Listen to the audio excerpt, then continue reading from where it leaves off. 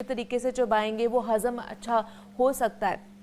तो दांतों की सेहत जो है ना वो बहुत ज़्यादा ज़रूरी होती है। तो आज हमने जो बच्चों के दांत हैं, बच्चों के दांतों में किस तरह की कैविटी हो सकती है, रूट कनाल कौन कौन करा सकता है, बच्चे करा सकते हैं कि नहीं करा सकते, उसका प्रोसीजर क्या होता है, कितनी तकलीफ़ होती है, इस पर आज हमने बात करनी है। और इस पर बात करने के लिए डॉक्टर सलमान राशिद हमारे साथ स्टूडियोज़ में मौजूद हैं, डेंटल सर्जन हैं, तो उनसे आपकी मुलाकात कराते हैं। डॉक्टर साहब आपको वेलकम कहते हैं जागो लाहौर में। कैसे हैं आप? ठीक ठाक हैं? Thank you so much. अस्सलाम वालेकुम। वालेकुम अस्सलाम।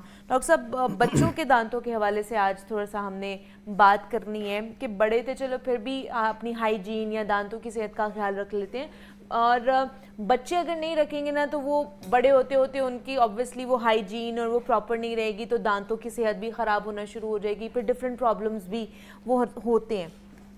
क्या चीज़ें हैं जिनको हमने बचपन में ही देखना चाहिए? ये माँ का एक कह लें कि रोल होता है।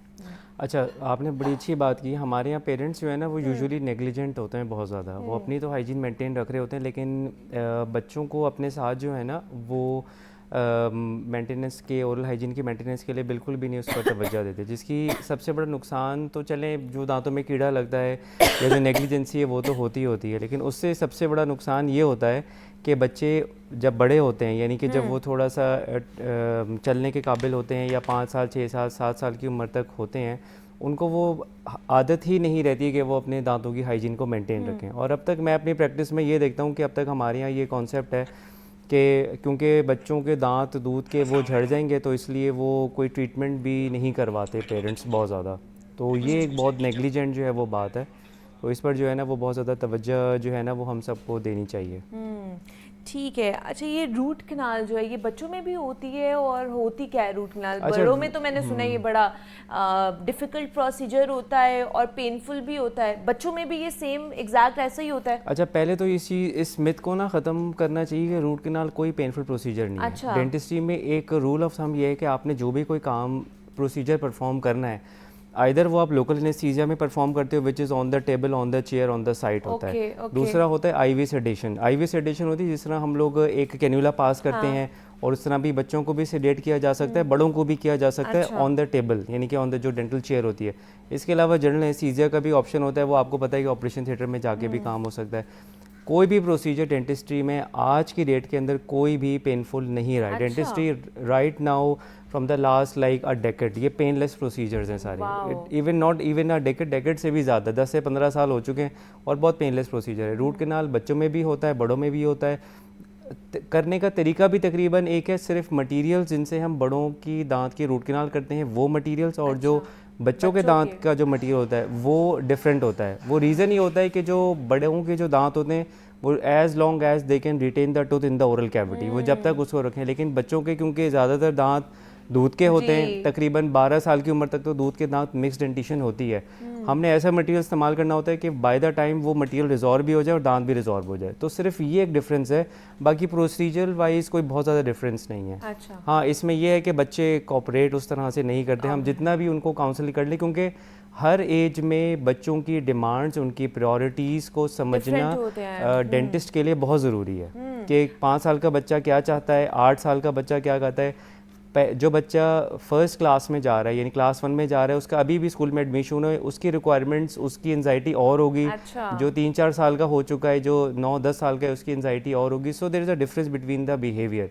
इसको कहते हैं बिहेवियर मैनेजमेंट। तो ये डेंटिस्ट को ज़रूर आनी चाहिए, और अब तो बहुत ये पढ़ाई भी जाती है हर डेंटल डिपार्टमेंट। अच्छा, दूसरा डॉक्टर सलमान ये बताइए कि रूट कनाल किया कब जाता है?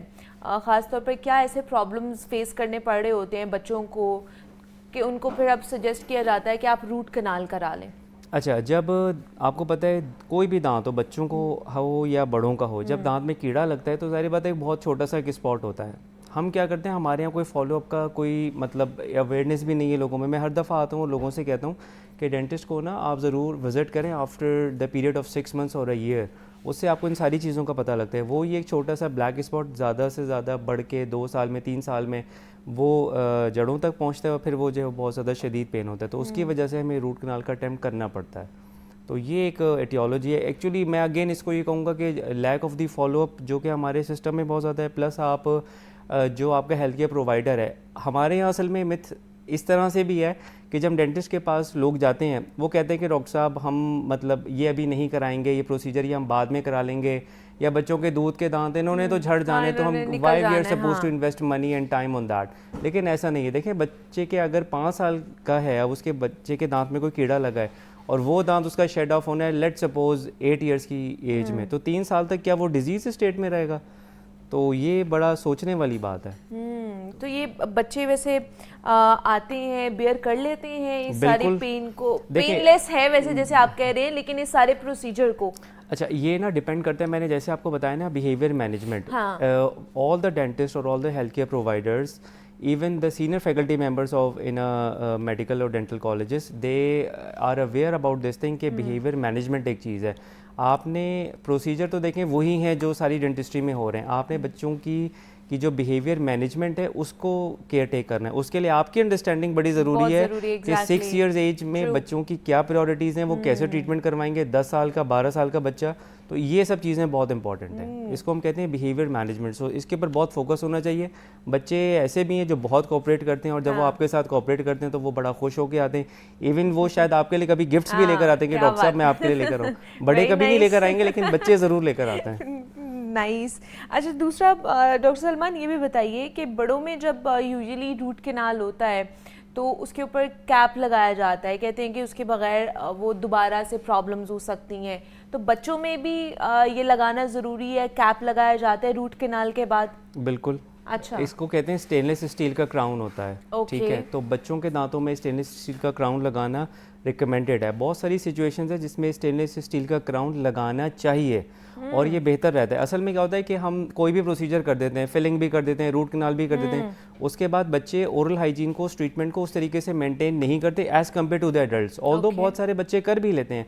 सो क्राउन लगाने से, अगेन क्राउन लगाने से जो हाइजीन को मेंटेन करना है, it would be a bit difficult, but long term के अंदर क्राउन लगाना बेहतर है अगर इसकी प्रॉपर आपको क्राउन लगाना आता हो बच्चों के दांत में, क्योंकि बच्चों के दांतों में आप क्राउन लगा देते हैं, उनकी जो दांत सही मतलब बंद होने चाहिए, बैठने चाहिए, this is so much important. So we can do the crowns even in the pediatric patients or also in the adult patients. So अब तो ये कोई ऐसा प्रॉब्लम नहीं रहा है। अच्छा, रूट कैनाल में थोड़ा सा लास्टली ये भी बता दें कि रूट कैनाल के अंदर क्या वो फिलिंग की जाती है या उसको डेड कर दिया जाता है? अच्छा, डेड जो है ना वो एक लेमैन मतलब एक वर्ड है। असल में क्या होता है कि दांत के अंदर ना एक कॉम्प्लेक्स होता है, ठीक है, उस सारी जो रूट के अंदर जो एक आप समझ लें मटेरियल होता है जो नॉक्शियस होता है वो निकलता है, फिर उसको हम फिल करते हैं और यही प्रोसीजर हम बच्चों में भी करते हैं। सो डेड तो नहीं होता, इट्स लाइक आप ये समझ लें कि उसकी जो ठंडा और गर्म की जो सेंसेशन होती है वो खत्म होती है, although it has the intact blood supply. So please keep this in mind. चलिए मज़ीद भी बात करेंगे। डॉक्टर सलमान हमारे साथ मौजूद हैं। यहाँ पे एक छोटी सी ब्रेक लेते हैं, मिलते हैं इस ब्रेक के बाद।